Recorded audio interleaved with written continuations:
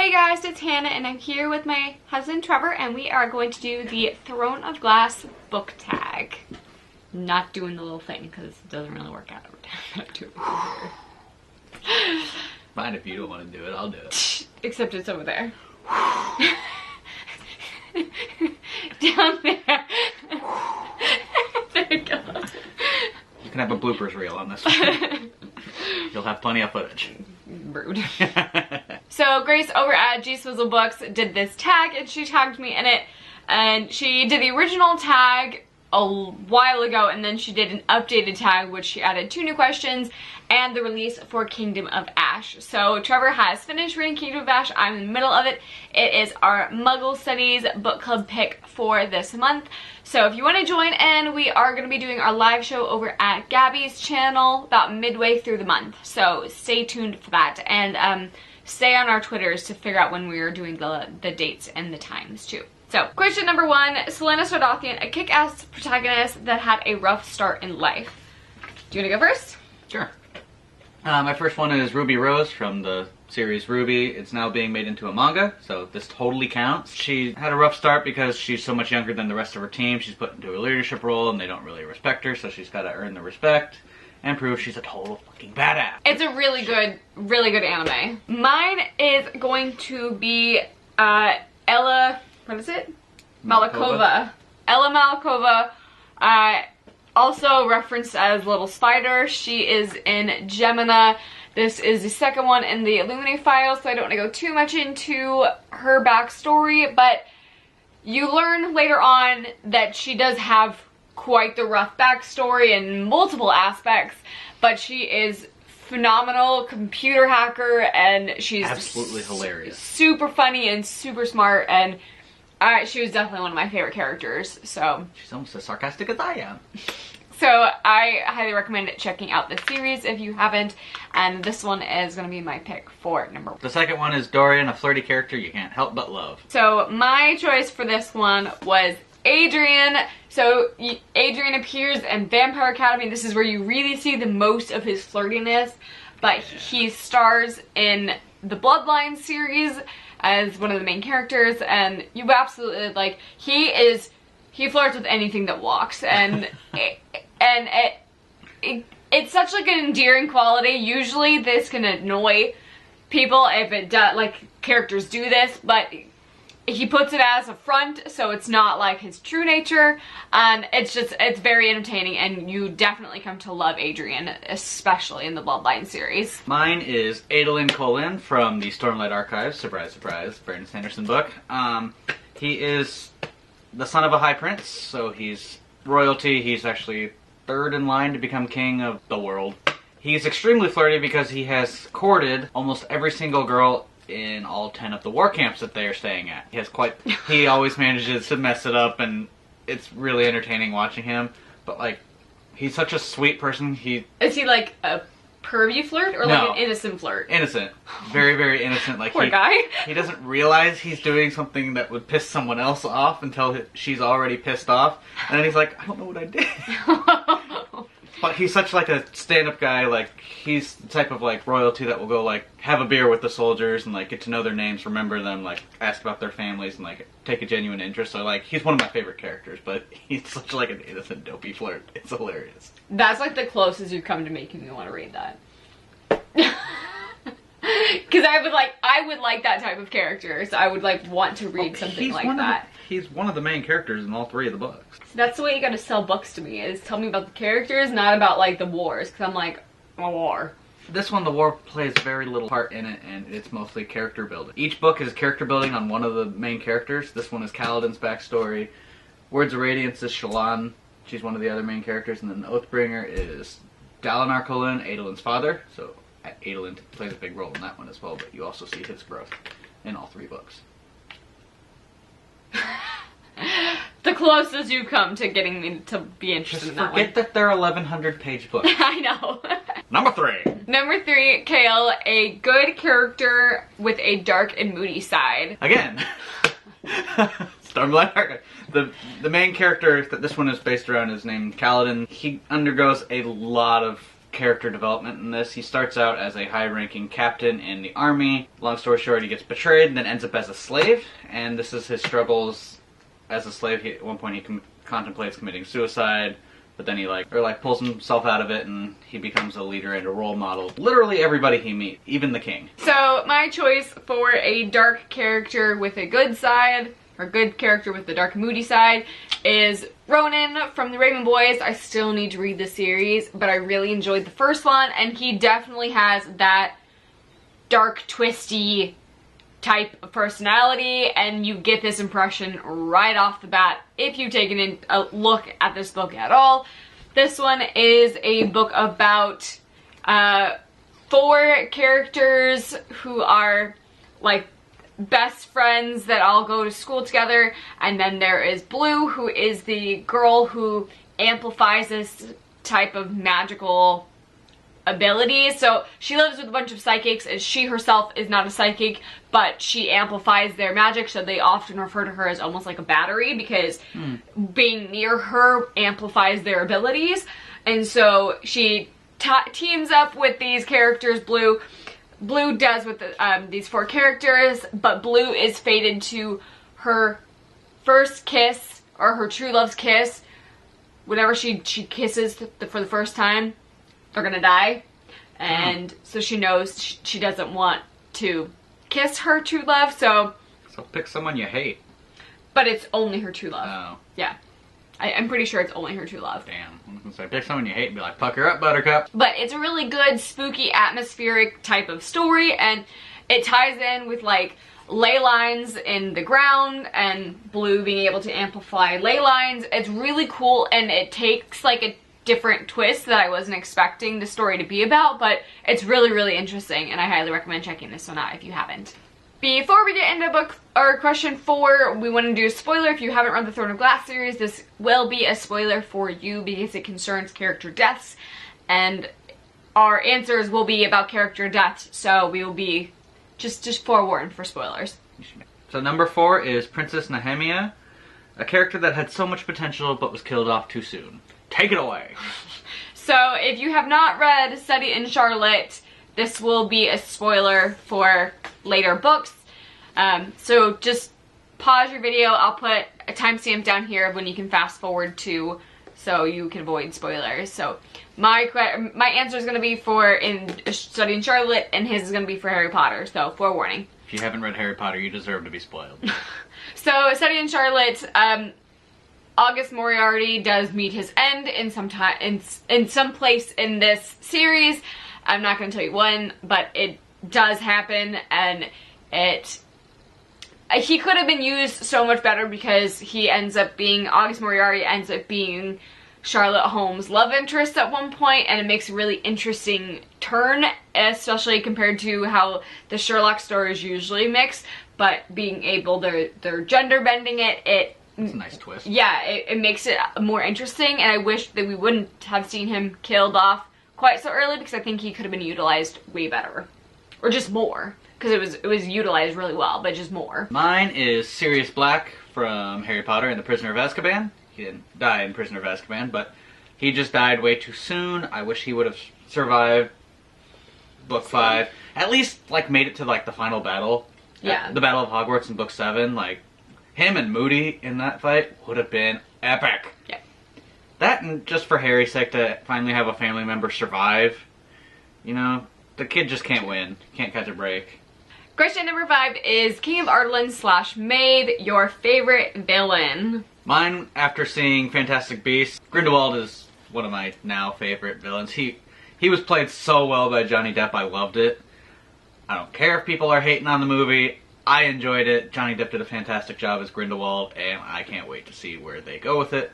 I mean, I know where it goes, but I want to see what the Harry Potter cinematic universe will go with it. And one of my favorite villains is going to be from this very odd graphic novel series that I really enjoyed. So I haven't talked about this in quite some time. Chew is a graphic novel series that there is Tony Chew, who is, his ability is that he can tell where things come from, so he can bite into, say, chicken and tell how it was raised and things like that, and he can see its life story as he bites into it. So he was recruited by the FBI, or I believe, to bite into dead bodies and see how they died. And one of my favorite villains in here is, he started out as a mentor, and that is Savoy, as Savoy, and he's also a Cebiopath who can bite into bodies and tell where they come from. So Wait, he becomes a villain? Yeah.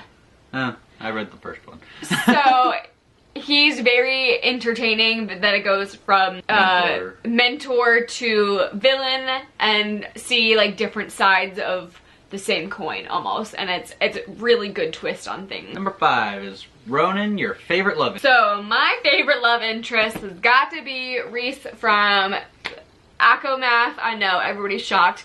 I did not see this coming. He's just like ultimate swoon worthy, and these books are such smut, and so it's not a hard leap to go to love interest. Of course he's gonna be one of my number 1 picks. Hey, it could have been Dimitri, and I branched out, so. Yeah, actually, that is more surprising that you didn't pick Dimitri. Yeah. Mine is Megan from the Steelheart series. The main character is infatuated with her, and we can tell that she likes him too, but for circumstances I'm not going to get into, she refuses to acknowledge it, and she's just so, like, sarcastic and know how to phrase it, but it's hilarious watching him, like... Try to court her? Yeah, and the main character would do anything for her, and he literally does.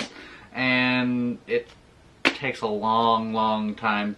I think it's not till the 3rd book that anything actually comes of it, but it's amusing to watch. Number 7 is Adwin, your favorite bookish relative, being that brother, sister, cousin. Mine is Quicksilver and Scarlet Witch. Scarlet Witch has always been one of my favorite Marvel characters, and then Quicksilver as well. I've always wanted super speed. If I had to pick a superpower, it would definitely be speed. A lot of people think that's lame, but I think it'd be awesome, so get off my back. And one of my favorites, who's very underutilized, is the sister, Thomas's sister in Hunting Prince Dracula. So Destina is Thomas's sister, and she's fantastic and awesome and sassy, and she just kind of has these hard, pokey edges that I very much relate to, and I really enjoy her. And there's a good, like, character building aspects in here that I really enjoy too, without getting away too much. Yes, so. No wonder that book's your favorite. Well, that and like, there's just a lot of it. All of it. This is clearly There's a lot more science in that one, because one, they're literally at a school. Yeah. Destina is definitely one of my favorite relative characters. Number 8 is Manon. Pick your favorite anti-hero, and this is going to be a super shock for both of us. Deadpool. Obviously. So, if you don't know, we are a definitely Deadpool household. Absolute favorite for both of us. Sarcastic, great, and he is definition anti-hero. So, if you haven't picked up any graphic novels and you've only seen the movies, you are sorely missing out. Please go pick up some graphic novels. I will, you know what, I'm going to be making a video here soon about Deadpool graphic novels that you should pick up if you want to get into it. Ooh, I like that. Yeah. I mean, we've got, like, the majority of the collection right there. Yeah. So. A lot of people have requested me to do, like, a graphic novel, like how to get into graphic novels, or like what to read graphic novels, but it's so Deadpool. It's so hard to give that recommendation though, because there's so much that I haven't read, but I've seen your comments and I'm working on it. Yeah, as much as I like the Spider-Man and Deadpool, I think Deadpool and Cable might be my favorite, because Cable is so serious and Deadpool is the complete polar opposite. At least the morals on both of these are... At least Spider-Man has like a humorous side. Cable's just like, no, we got the mission, and Deadpool's over there here playing a Game Boy while Cable's in a firefight, like trying not to die. And Deadpool, Spider-Man, all the way. You hate Spider-Man. Not with Deadpool. Number 9 is Abrax. I can never say this right. It's the adorable dragon that is... Abraxas? That's what I always... It's Man in Blackbeak's dragon or wyvern, and it's adorable. So this question is favorite noble steed or pet? This is gonna come to as another surprise. It's a Brandon Sanderson book. Doomslug all the way. Just the name alone. Being called Doomslug. Is it an actual slug? She thinks it's a slug. It hasn't actually told us like what the creature actually is. It looks like a slug, but it likes to chirp and mimic what she says. And she's very gung-ho violence, like I will bathe in the blood of my enemies type. And having this cute, fluffy, or yellow little slug mimic that is pretty entertaining, and she names it Doomslug. Fair enough. So, Team Doomslug. So my favorite pet, Old Lace, which is it's a psychic velociraptor who is in a team up, and she nicknames herself Arsenic, and he's Old Lace, and it's fantastic, and I want a dinosaur that I can talk to with my mind. That would be great. Next is Asterin, a loyal character. I chose Emily out of Since You've Been Gone. She is loyal to a fault, and I don't quite understand it, but this is the first person that came to mind when I thought loyal, because literally her best friend ups and leaves with no explanation, no goodbye. Her entire family just ups and leaves, and her thought process of not being hurt that her best friend in the entire world doesn't say anything when she leaves is, I'm gonna do all of this to try to find her. And I'm like, if someone just up and left me, I'd be like, screw you. Like, I'm not wasting my time on you if you don't give me that courtesy back. I don't even warrant a goodbye or yeah, exactly. any sort of explanation. Emily is very loyal to Sloane in this book, so definite pick for this one. So my pick is Sazed from Mistborn. Once again, shocking, another Brandon Sanderson book. I'm going through, I think I actually did use all of his series for this. Sazed is loyal almost to a fault again. He goes against the will of his own people, and he's exiled, helps the main crew accomplish their goal, and then even after that goal is complete, he's supposed to return to his people for further instruction, even though he was exiled, and he chooses to stick with them, and once again, go against his people. Go Sazed. Number 11 is Lysandra, a character that grew on you. Mine was Moiraine from the Wheel of Time series. Started out not really liking her, didn't really give much info about her. She seemed like shady, she had her own motives. But in this book, she proved that her motives were altruistic. Yeah, altruistic, and along the same lines as the overall main character, Rand al'Thor. And I really grew to like her. And my choice for this one is Jude from The Cruel Prince. This one, Jude starts off just wanting to be accepted, so she's kind of a people pleaser and kind of a wet noodle, and I really didn't care for her too much at the beginning, but she does grow a backbone over time and starts to get a little more pokey. I tend to like snarky, pokey characters. Stop the presses. So she gets to be, she wins my favor in that aspect. Alright, next one is Elide, a character that is always hopeful in the worst of times.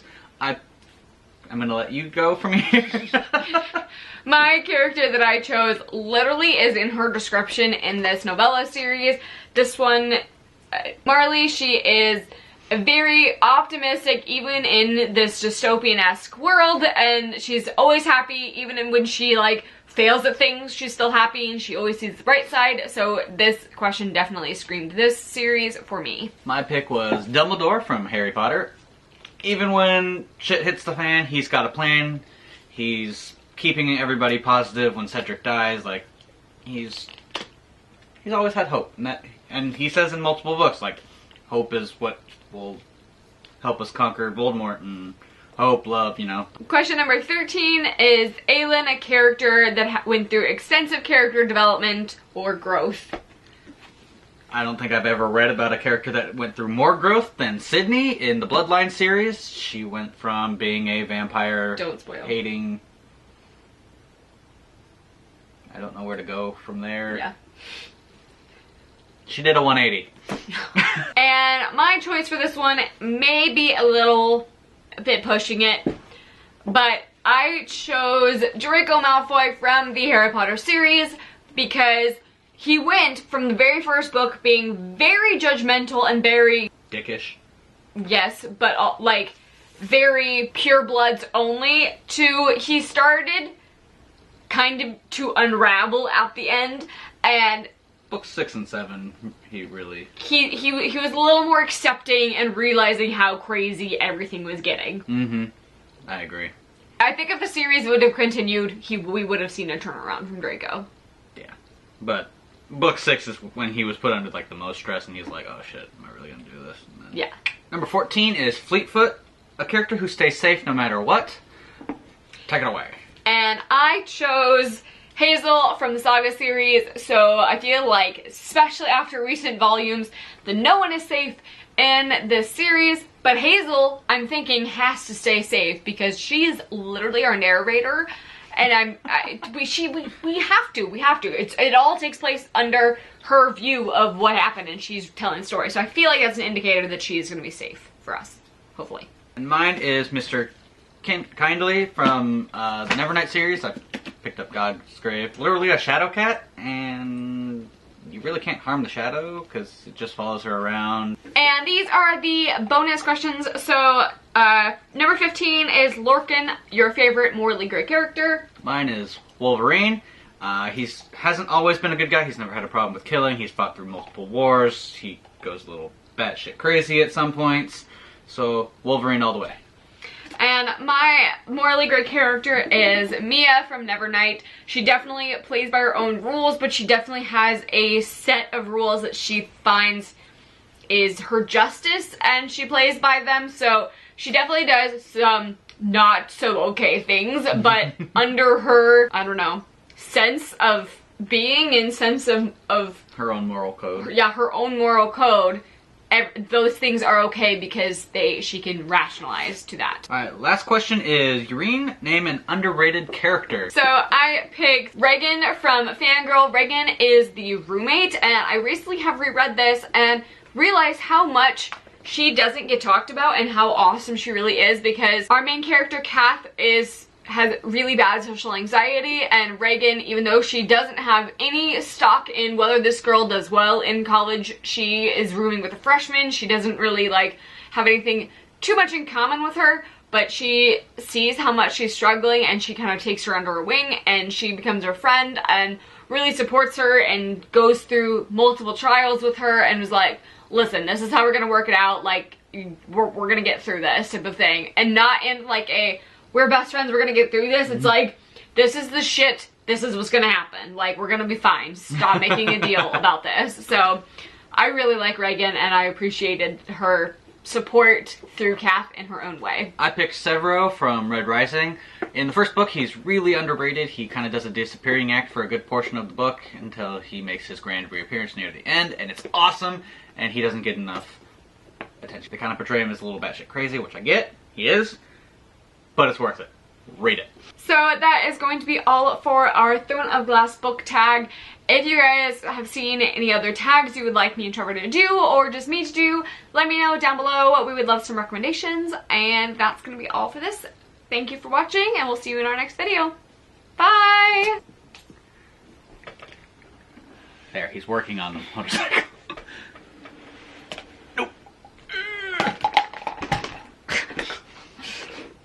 Keep Wolvie off.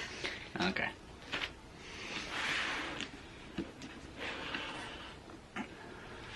Oh shit! So much for my order. You're doing great at this, babe. Damn it.